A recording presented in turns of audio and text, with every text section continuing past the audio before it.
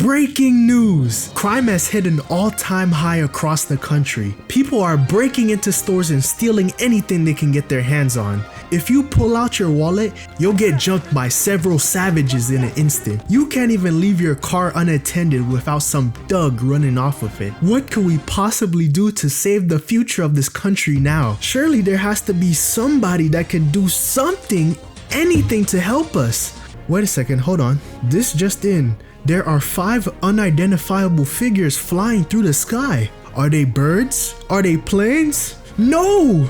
I can't believe it. It's the potential men.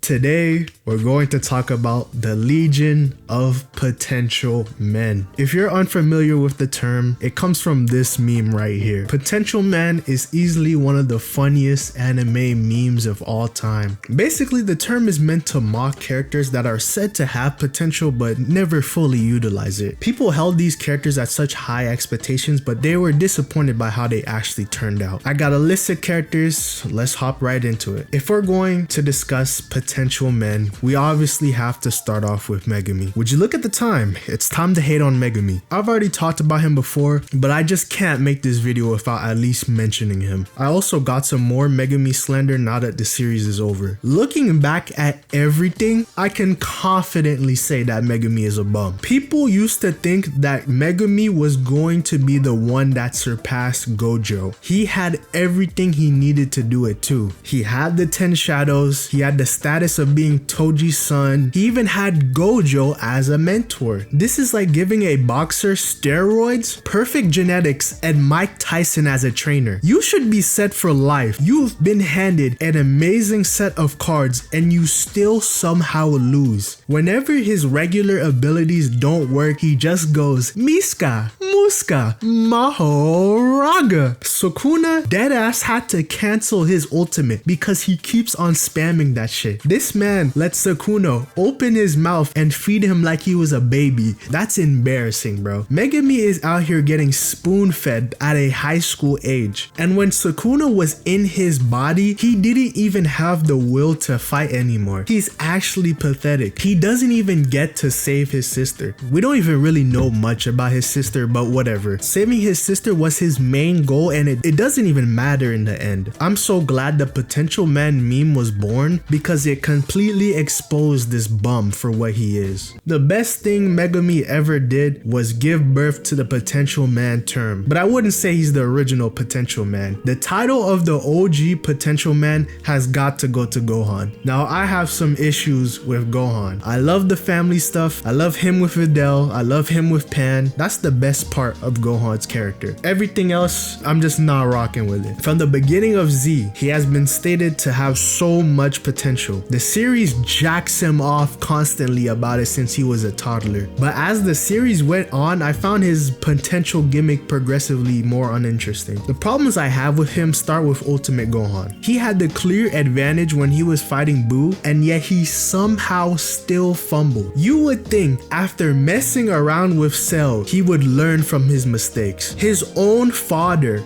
had to sacrifice himself because of his own selfish desires. Yet he's still acting cocky and trying to flex on niggas.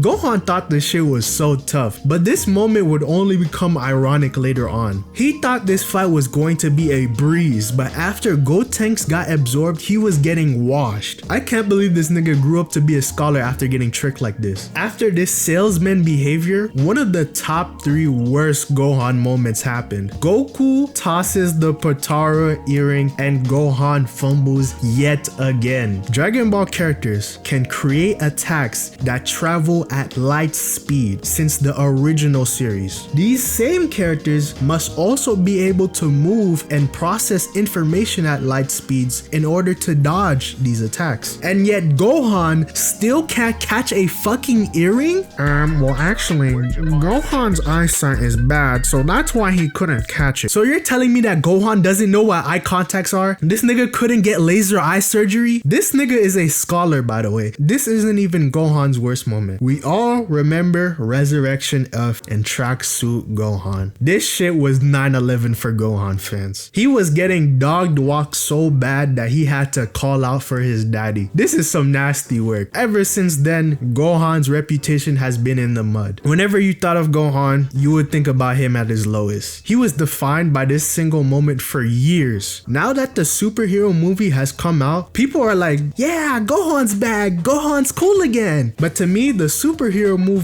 it's basically just, do you remember when Gohan did this? Of course I remember, bro. I watched the Cell Saga, dude. The only reason why people say Gohan's back is because he's super strong again. And I fucking hate that. Beast Gohan is such a bullshit transformation. You're telling me that Gohan doesn't train nearly as much as anyone else and he gets a power up that is comparable to Ultra Instinct? How the fuck did he get glazed to Ultra Instinct level? And the design itself is just kookily. It's like a parody of a transformation. It's like Toriyama saw some Super Saiyan 10 memes and combined it with the Gohan Blanco memes to create a transformation. As much as superhero Gohan disappointed me, at least it's not that Resurrection F shit, man. I'll take anything over that at this point. I'm happy that Gohan isn't Rock Lee. There are many candidates in Naruto that could be considered a potential man, but Lee is the biggest one. He's one of the biggest bags Kishimoto has ever fumbled. After his fight with Gaara, you would expect him to be a pretty major character in the future. It's actually absurd how little Rock Lee actually achieves throughout the series. If you go through every scene Lee is in, you'd start to realize that he's rarely involved in the main story. He has one actual important fight with Kimimaro, but he doesn't even get to finish it. This nigga spent his screen time fighting a clone of himself, and he doesn't even reach the same level his rivals are at. Gaara becomes a Kage, Sasuke gets glazed through his Uchiger powers, and well, Neji died, but at least his death was far more important than anything Lee did in Shippuden. I generally don't think Kishimoto cares about him at all. Kishimoto didn't even bother to give this nigga a wife. They gave this nigga a spin-off, but they can't give him a wife, bro. He could at least said that he fucked 1010 or something. Like,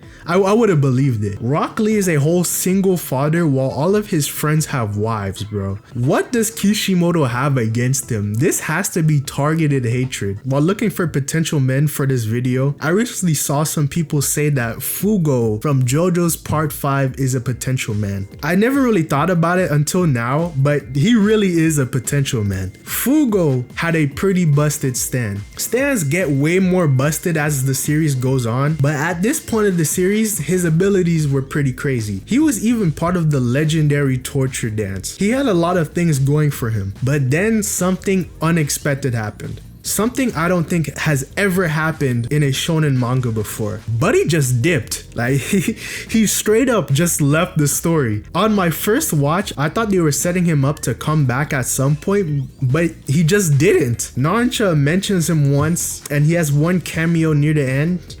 And that's pretty much it. His existence is pretty much erased. I have never seen this shit before. I've never seen a main character just go,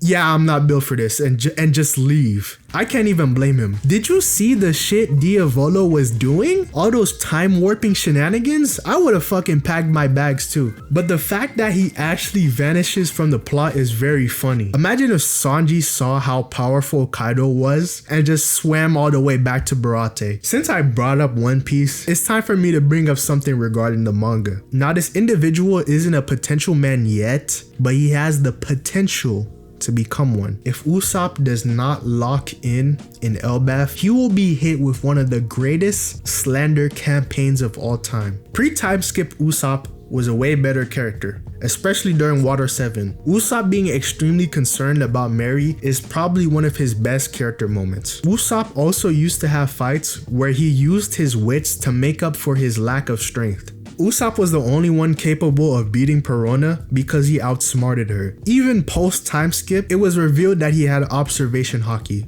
So you would expect him to actually do something with it. But it has been 10 years and this fat-lipped ass nigga has done absolutely nothing with his haki since then. He's also become increasingly irrelevant as the series goes on. His very last chance to prove himself is on Elbaf. This is supposed to be his arc. This has been something that has been set up for decades. So people will be angry if he doesn't do anything major. To be honest, if Usopp doesn't even use haki in this arc, people have every right to mock him. It's all or nothing, Usopp. You got to beat the bum allegations, or else you'll end up as the same level as Megami. You know who Usopp should be like?